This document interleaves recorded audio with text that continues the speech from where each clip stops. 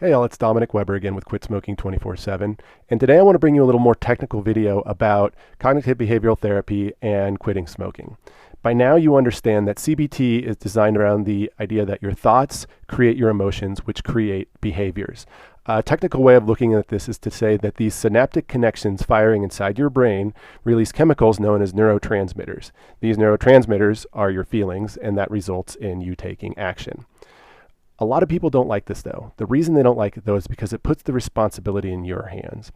If someone screams at you and yells at you and the immediate response for you is to scream and yell back, well, that was your choice. You chose to scream and yell back. And a lot of people say, no, it isn't. They yelled at me, so I just responded. Well, no, you chose that response. A lot of people yell at me all the time, especially my wife. Unfortunately, I just don't respond. I just think I don't need to yell at them. I don't need to respond that way. And that works out sometimes and not so much others. But the whole point here is that different people can respond different ways. Let's look at an example. Say a single mother of two is completely broke, has no money for rent, has no money for food, and somebody walks up and hands her $500. She's going to be elated. She's going to be so happy she can pay the rent or she can feed her family or whatever. Now hand that same $500 to Sir Richard Branson. He's going to look at it and say, hey, thanks for the money, but he doesn't need it. He's not going to be elated. He's not going to be thinking about, oh, what a great opportunity I have with this $500, because he has like over $500 million. So there's a simple example of an action that was performed on two different people. They thought completely different things, they felt completely different things, and they probably acted in completely different ways. Here's a little bit more of it based upon what we're talking about, quitting smoking.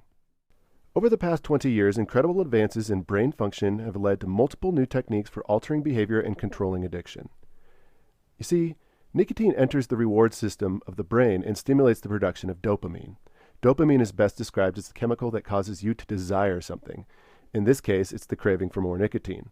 When NRTs first came out, the logic was simple. Slowly reduce the amount of nicotine over time, and the dopamine production will go down as well, and ultimately, the cravings will disappear.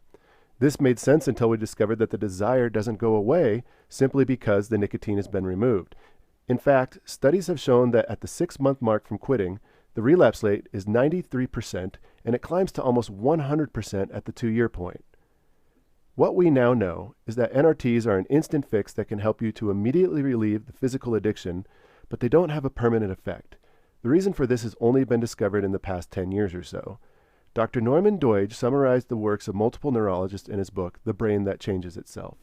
Essentially, what we now know is that neurons that wire together, fire together. This means that if you perform a specific action like driving and smoke at the same time, the neurons that fire for driving also fire the dopamine-producing neurons in the reward system. In fact, the simple thought of driving the car can trigger the cravings. The remarkable thing we now understand is that our thoughts alone are capable of triggering the desire for nicotine. You best know this is what is called a mental addiction, but make no mistake, mental addictions are very physically real. So, did you catch that last part? It's pretty much the secret to why everything hasn't worked up until this point. Cigarettes have two components to their addiction. There is a physical addiction, which everybody has focused on for the last 30 years, but there is a mental addiction. And the problem with using the word mental addiction, people immediately think, oh, it's in my head or something like that. Well, yes, it's in your brain. The mental addiction is quite real. It is a real thing going inside your brain. And that's exactly what cognitive behavioral therapy is there to address. It's there to address this mental addiction. When you stop thinking of smoking as an addiction and start thinking of it as a habit, go ahead. I know most of you smokers are going to go, oh yeah, it's totally a habit. Agree, that's fine. It totally is. It's a habit. It's not just an addiction. And when that's what we're working on, we're teaching you how to control and make new habits.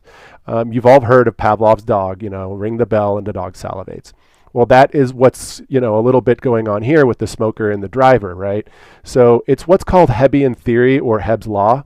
That is to say that neurons that fire together wire together. So the problem is that right now, when you think I'm going to get in the car and drive, boom, those neurons are firing saying, we need to smoke, we need to smoke, we need to smoke. So that's what we're taking care of. That's what we're working on. We're going to get to the point where you can hop in the car and you don't immediately think, I need a cigarette. It's just not even going to be a thought anymore. When the thought's not there anymore, you won't crave or desire cigarettes anymore either. So that's what we're going for. It's that simple. Talk to you later. Bye.